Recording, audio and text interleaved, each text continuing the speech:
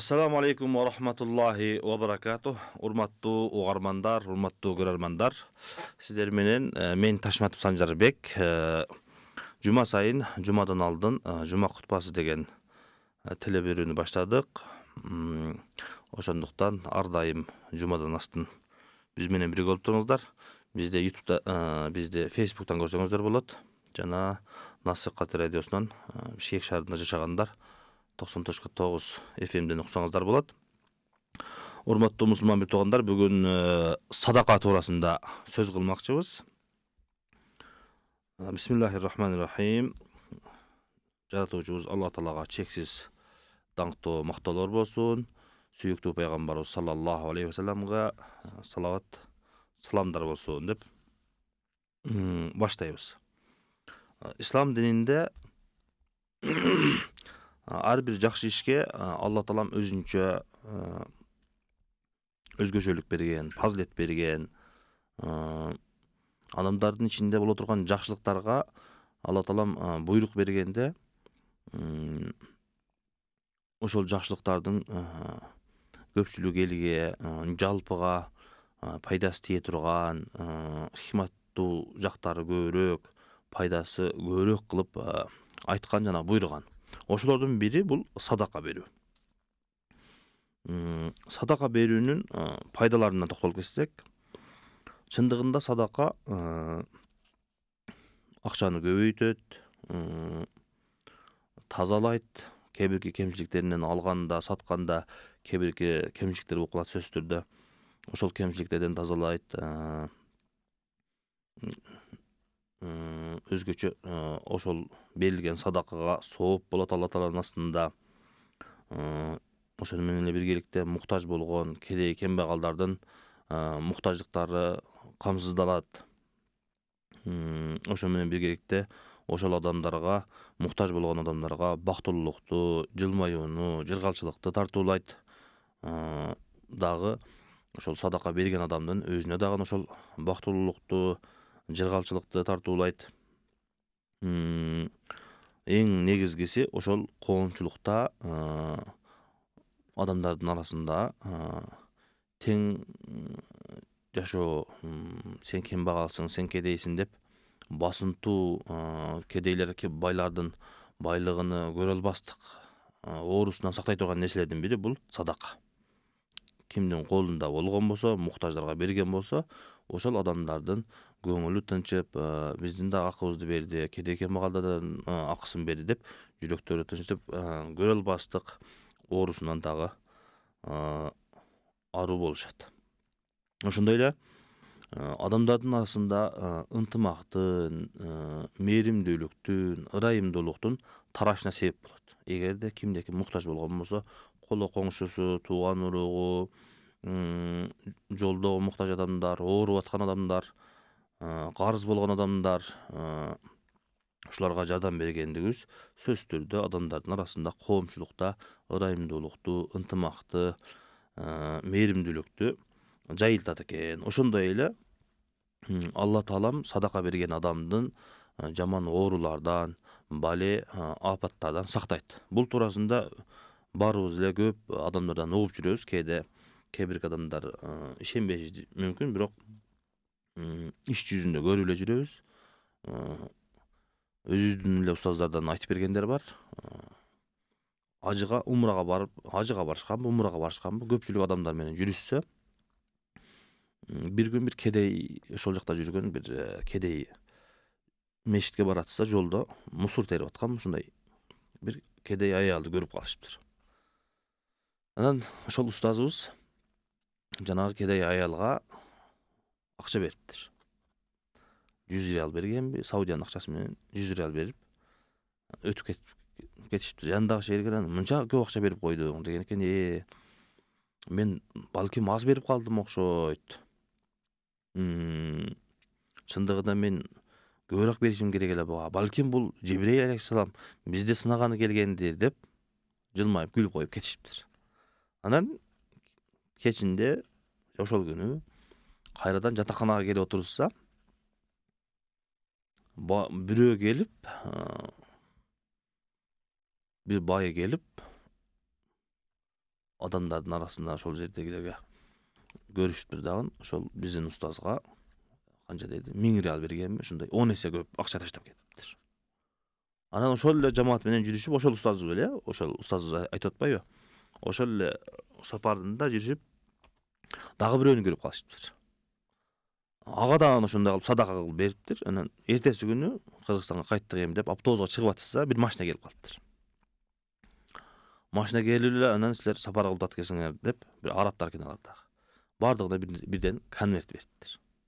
Анан жолдо баратышып, конвертти ачышса, элдин бардыгына бирдей акча берген дагы, жанагы садака берген адамга эселеп көп акча бериптир, өзгөчө. Ошол адамга 2000 реалдай ошондой акча бериптир. Калгандарына бирдей эле акча берген, бирок ошо садака берген адамга эселеп берипти. Ошон үчүн Алла Таалам бекеринен бул аяттарда, хадистерде бул садака адамды тазалайт, акчасын тазалайт, көбөйтөт деп бекеринен айтпайт экен. Ошон үчүн аз бул жерде кээ бир аяттарды, хадистерди айтып кетебиз. Дагы ушул садаканын бир пайдаларынан бири, ал адамга периштелер дуа кылып турат экен. ما من يوم يصبح العباد فيه إلا ملكان ينزلان فيقول أحدهما اللهم أعط منفقا خلفا ويقول الآخر اللهم أعط ممسكا تلفا. Gündüge ertemenen iki perişte düşüp eкен. Ertemenen iki perişte düşüp, birөөsü айтат экен, o Allah'ım, o жаратуучум, şu sadaka bergen adamlarga andan көбүрөөк кылып, аларга кошумча береке бер деп айтат экен. Экинчиси, акчасын бербей, бакылдык кылып, бербей койгондорго өзүң бале апатыңы бересиңби деп ушундай тетире дуа кылат экен. Демек, кимде ким садака берген болсо, ал адамга периштелер дуа кылып турат экен.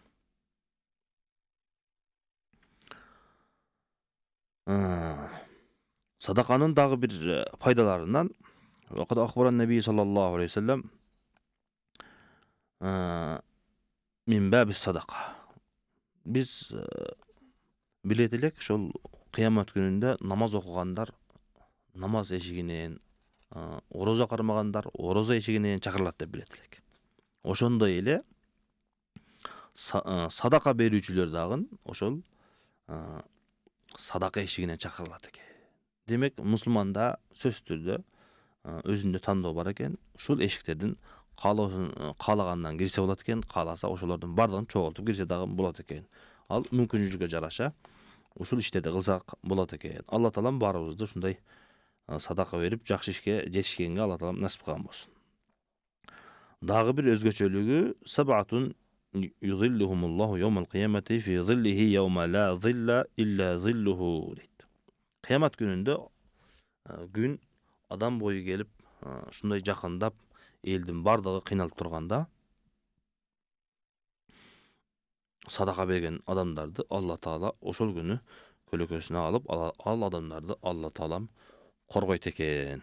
Демек, кимде ким кыямат күнүндө ушундай кыйынчылыктан, ушундай оор абалдан чыгууну каалаган болсо, ал адам не кылыш керек экен? Садака бериш керек экен. Дагы бир пайдасы садакату тутфиул хатиа. Садака чындыгында кемчиликтерди тазалап жууп кетет дейт. Пайгамбар саллаллаху алейхи вассалам дейт: "Садакату тутфиул хатиата кама ютфиул маун нар." Отту суу кандай өчүргөн болсо, садака дагы кемчиликти, ката кетиргендикти ушундай кылып жууп тазалап кетет дейт. Албетте ар бирибиз кемчиликтүүбүз. Ошон үчүн ар бирибиз садака бергенге аракет кылышыбыз керек экен. Садаканын дагы бир пайдаларынан бир пайдасы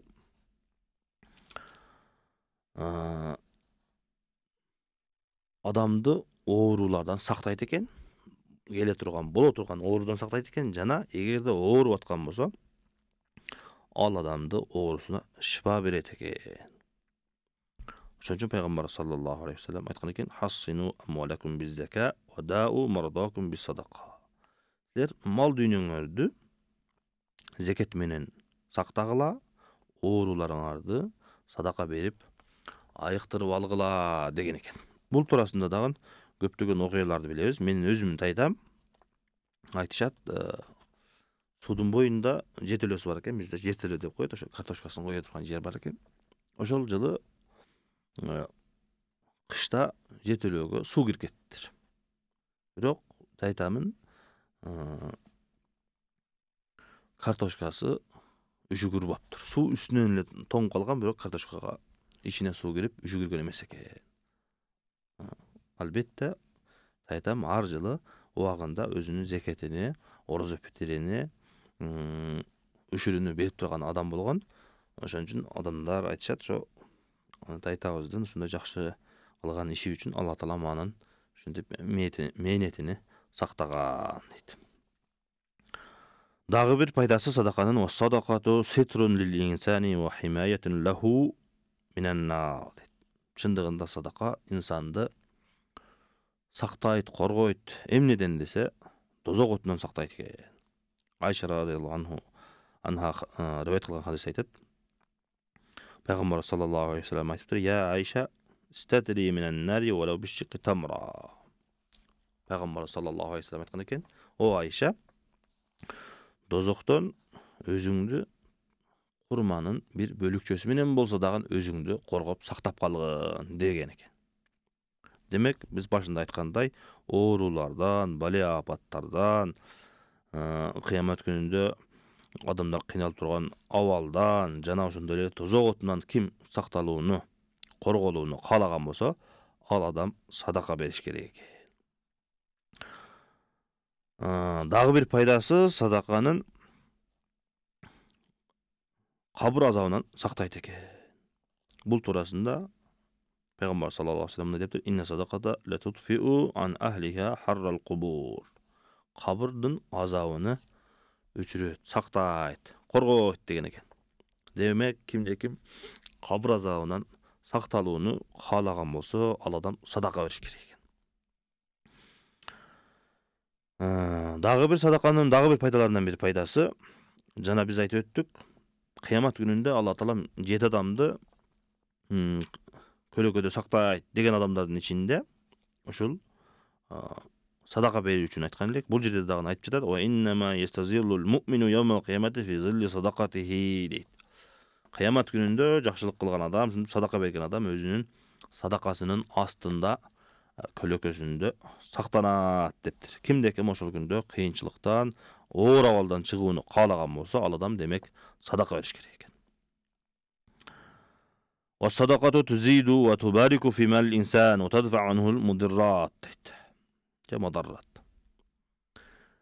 Садака чындыгында адамдын акчасына, мал дүйнөсүнө береке берет жана аны жаман нерселерден сактайт. Биз айтып өттүк, жана болгон окуянан дагы айттык, хадисте дагы айттык. Бул жерде дагы бир хадис айтат: "Ма нақасат садакатун мин малин ва ма задаллаху абдан би'афвин илля иззан ва ма тавада ахадун лиллахи илля рафааху Аллах" дейт. Ма нақасат садакатун мин мал. Демек, эч качан садака бергенден бирөөнүн мал дүйнөсү, акчасы өзгөрбөйт экен. Ушулардын катарында биз ушул чоң садака кылып, жакшы иштерди кылып жүргөндөрдүн билебиз. Бир 2 чоң курулуш компания бар. Аларды мен өзүм тааныйм. Кебикилердин угуп жүрөбүз. Ал адамдар ушундай садака, жакшылыктарды кылышат, беришет. Анан Алла Таала алардын иштерине ушундай береке берип, алардын иштерине оңол алып, алдыга жылганга чоң себеп болгонун өз көзүбүз менен эле көрүп жүрөбүз. Дагы бир садаканын бир пайдасы вассадакату расидун юдаххируху Аллаху таала ли ибадихи ал-мутасаддикин фи дарил ахира. Дагы бир пайдасы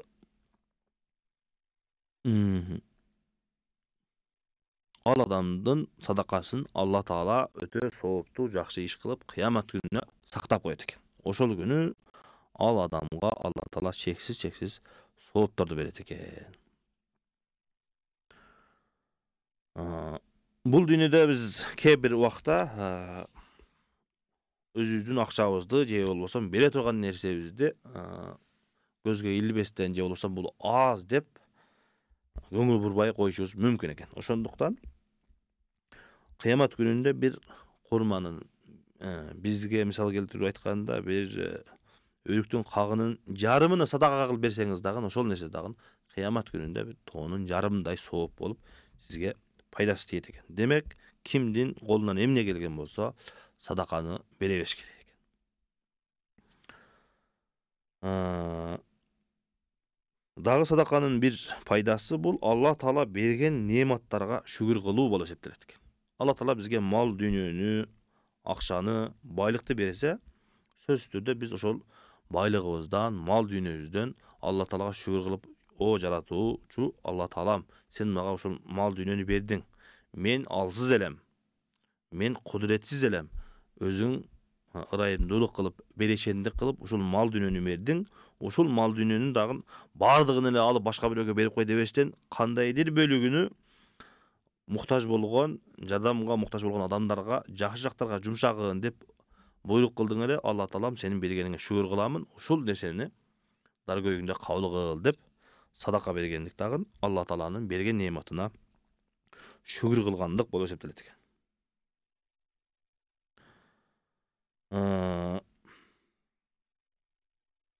Чындыгында бул садаканын түрлөрү көп өз негизи. Акчаны берсе болот, мал дүйнөнү мал чарбасынан берсе болот, базарда сатып аткан кийим кечесинен берсе болот, магазинде bir дүкөндө иштеп аткан болсо, ал жерден берсе болот. Бир эле малдын, акчанын өзүнө эле токтолуп калган нерсе эмес. Эң жакшысы садаканы, ушул жакшылыкка бериле турган акчаларды өзүнүн жакындарынан берип баштаганы эң абзел, эң жакшы. Кээде көрүп калабыз, угуп калабыз, кээ бирки байлар бар, башка адамдарга, жат адамдарга же болбосо элге ушундай жакшы чоң иштерди кылып, садакаларды берип, ушундай жакшы иштерди кылат. Бирок өзүнүн бир тууганы же болбосо өзүнүн эжеси, карындашы, бир туугандары, абалары ушундай муктаж болуп, жардамга муктаж болуп, ар жерде кыйналып жүрсө дагы аларга жардам бербестен башка бирөөлөргө жардам бергендер бар. Ошолорго айтарыбыз, эң биринчи өзүңөрдүн жакын урук, тууган уруктарыңардан, жакындардан баштагыла деп. Анан садака бербей жүргөндөр бар. Байларга колунан келип, кудурети жетип тургандарга айтарыбыз, урматтуу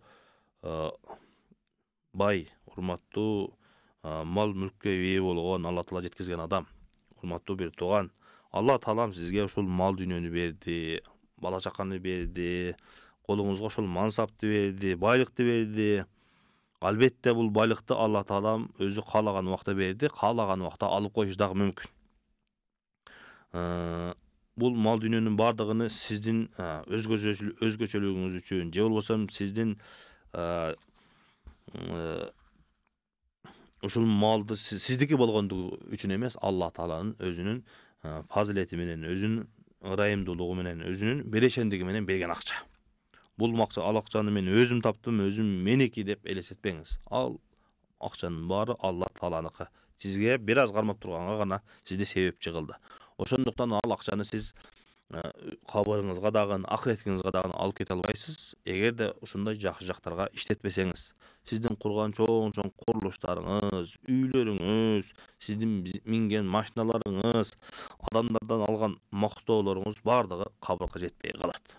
Эгерде ошол нерселерди Алла Тааланын жолунда, ушундай жакшы жолдорго, садакага иштетилбеген болсо, алардын баары кабырга барганда эле сиз кабырда өзүңүз көмүлүп, ошонун нажака өтпөй калат. Ошондуктан айтарыбыз, урматтуу мусулман бир туугандар, эгерде колубуздан келип турган болсо, акчабыз болгон болсо, Алла Таала берген болсо, ошол нерселерди садака берейли, закетини берейлик, акысы бар адамдарга берейлик, Алла Тааланын жолунда жумшайлык. Себеби биз убактылуу эле жашайбыз. Кайсы бир күндөн кийин ошол мал дүйнөңүз калат. Эгерде өлгөн болсоңуз, бала чакаңыз балким жакшы жакка иштетет, балким жаман жакка иштетет, балким аялыңыз башка бирөөгө турмушка чыгат, сиз кыйналып, Алла Тааланын акысын бербестен, балдарыңызга, тууган уругуңузга бербестен, ичиңиз тарып жүргөн акча башка бирөөнүн чөнтөгүнө кетиши мүмкүн. Сиз каалабаган, сизге алакасы жок адамдарга кетиши мүмкүн. Сизден калган андан кийинки балдарыңыз, тууган уруктарыңыз сиз ошондо жер кылам, эл кылам деген, ушундай иштерди кылам деген ойлоруңуздун баардыгы четте калып, сатылып жок болуп, пайдасы жок болуп кетиши мүмкүн. Ошон үчүн убагында ар бир нерсени убагында сактап калган, иштетип калган, пайдаланып калган эң жакшы нерсе. Ошондуктан айтарыбыз, убагында садаканы, зекетти берип, татыктуу адамдарга берип, ушундай чоң Алла Таала берген нематты пайдаланып калайлык деп айтат элек. Садаканын дагы ар түрлөрү бар деп айттык биз. Сөзсүз түрдө эле акча болуш шарт эмес дедик. Мал дүйнөңүздүн, ошол сиз дүкөндө иштеген нерселериңиз кандай болсун, ошолордун бардыгы садака болуп эсептелет. Ошон үчүн бул жерде пайгамбар саллаллаху алейхи вассалам айтат: "Куллу ма'руфин садака." Чындыгында бардык жакшылык садака болуп эсептелет. Кандай жакшылык? Бирөөгө отомчу болуп, эки үй бүлөнү оңдоп койдуңуз, эки досту оңдоп койдуңуз, эгерде чоң даражалуу болсоңуз, бир адамды жаман иштен куткардыңыз, жакшы ишке себеп болдуңуз, ушундай жакшы иштерди, кандай жакшы иштерге себеп болгон болсоңуз, ушулардын бардыгы эмне болуп эсептелет экен? Садака болуп эсептелет экен. Ошондой эле сиз өзүңүздүн үй бүлөңүзгө, бала чакаңызга бергениңиз дагы садака болуп эсептелет. Бирок мал дүйнөңүздүн канча бай болсоңуз дагы ошонун бардыгын өзүңүздүн эле бала чакаңызга берип, тууган урууңузга же болбосо коло коңшуңузга, кээде кембагалдарга бербей койгондуңуз бул туура эмес. Албетте, өзүңүздүн бала чакаңызга да беришиңиз керек. Кээде кембагалдардын, коло коңшулардын, тууган уруктун акысын дагы сөзсүз түрдө беришиңиз керек. Ошондо сиз чындыгында садака берген адам болуп эсептелесиз. Дагы ошондой эле садаканын бир түрү, жана айттык биз, ортого түшкөн дагы бул садака болуп эсептелет. Бирөөгө карыз берип туруу дагы бул садака болуп эсептелет. Бүгүнкү күндө көптөгөн адамдарга кредит алып, азыркы жанагы атын эмне деп коет? Кредиттин түрлөрү көбөйүп кеткен азыр, ошолорго кирип кетип атышат. Мына бул жанагы аттарын унутуп атам. Сейф бизнеске окшогон сетевой маркетингтерге кирип кетип атышат. Ошон үчүн колунда бар адамдар, эгерде ошол карызыңызды убагында берип тура турган адамдар болгон болсо, ошолорго садака кылып, карызыңызды берип турсаңыз дагы садака болуп эсептелет экен. Дагы ошондой эле жакшылыкка, эгерде менин мал дүйнөм жок, адамдардын ортосуна түшүп ушундай жакшы ишканга мүмкүнчүлүгүм жок деген адамга дагы мүмкүнчүлүк бар экен. Жакшылыкка үндөп коюу, жакшылыкты көрсөтүп коюу дагы бул садака болуп эсептелет экен. Урматтуу мусулман бир тууган, акчаңыз, мал дүйнөңүз жок болсо дагы адамдарды жакшылыкка үндөгөнүңүз, жакшылыкка чакырганыңыз, бир адам жолдо адашып кетти, ал адамга жолду көрсөтүп койгонуңуз, бир аксакал адамдын колунан жүгүнү, ооруну алып койдуңуз, булардын бардыгы садака болуп эсептелет. Ошондой эле садака берүүнүн дагы бир түрлөрү сиздин өзүңүздүн, эгерде келин болгон болсо, ошол сиздин үйүңүздө кайненеңиз, кайнатаңыз да ошолорго кызмат кылуу дагы ушул сөзсүз түрдө ушул садаканын эсебинен бир кандай бир бөлүгүнө киресиз. Ошон үчүн өзүңүздү, эгерде кайненеңизди, кайнатаңызды, кайын-жутуңузду караган болсоңуз, эч качан мен сооптон алыс болуп калат экенмин, кааласам кыласам болот экен, кааласам кылбай койсом болот экен дебестен, жакшылыктын бардыгын кыла берсеңиз болот. Эң эле жок дегенде ушул садака кылгандардын катарына киресиз. Дагы бир жакшылыктардын бир түрү бүгүнкү күндө жоголуп бараткан нерселердин бири бул салам берүү. Ассаламу алейкум ва рахматуллахи ва баракатух деп салам бергендик дагы бул жакшылык. Садака болуп эсептелет. Адамдарга жакшылык каалоо, Алла Тааладан башка адамдарга жакшылыкты арноо дагы бул чоң садакалардын бири. Себеби бирөөгө бүгүнкү күндө бирөөгө жакшылык каалоо дагы өз негизи чындыгында чоң бир баатырлык болуп калды. Кайсы бир адамда бир ийгиликке жетти, кайсы бир адам бир байлыкка жетти, кайсы бир адам бир мансапка жетти, кайсы бир адам бир жакшылыкка жетти. Жүрөгүндө эч кандай көрө албастык, оорусу жок, хасаты жок, хакыды жок адамдар ушулардын катарына кирет. Ошол адамдын жакшылыгына жакшылык каалап, чындыгында саламдын чыныгы маанисине маани бергендик дагы бул садакадан болуп эсептелет экен. Ошондой эле адамдардын жолунан жаман нерсени алып коюу дагы садака болуп эсептелет. Оору адамга барып, ал адамды зыярат кылуу дагы садака болуп эсептелет. Ал адамга дуа кылгандык, жардамга муктаж адамдардын кандай жакшы нерселердин бардыгына жардам бергендигибиз ушул садаканын түрүнө келет экен.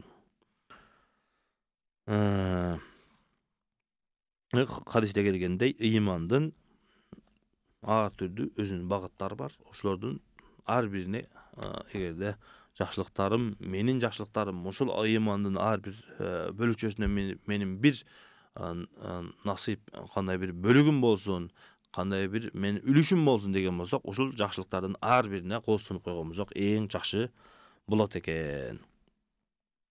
قال رسول الله صلى الله عليه وسلم على كل مسلم في كل يوم صدقة. قالوا يا رسول الله ومن يطيق هذا؟ قال تسليمك على الرجل صدقة، وإماطة الأذى عن الطريق صدقة، وعيادتك للمريض صدقة، وإغاثتك للملهوف صدقة، وهدايتك الطريق صدقة، وكل معروف صدقة. Dep Peygamberimiz azırkı aytkan nерселердин баарыны Peygamberimiz sallallahu aleyhi ve sellem musulman adam üçün gündügü sadaka kılganга, ihsan kılganга мүмкүнчүлүгү бар дегенде, я Расулулла, биздин кудуретибиз жетпейт го, кандай кылабыз дегенде, Пайгамбар саллаллаху алейхи ва саллям айткан экен, азыркы нерселерди салам бергендигиң, жолдон жаман нерселерди алып койгондугуң, ооруган адамга зыяратка баргандыгың, жардамга муктаж адамдын кандай болсо дагы жардам бергендигиң, адашкан адамды туура жолго баштап койгондугуң, жол көрсөтүп койгондугуң, жана ошондой эле ар бир кылынган жакшылык садака болуп эсептелет деген экен.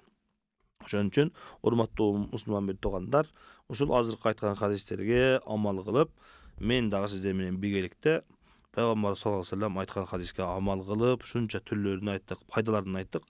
Алла таалам баарыбызды садака бергенге, жакшылыкка илгешкенге Алла таалам баарыбызды насип кылган болсун.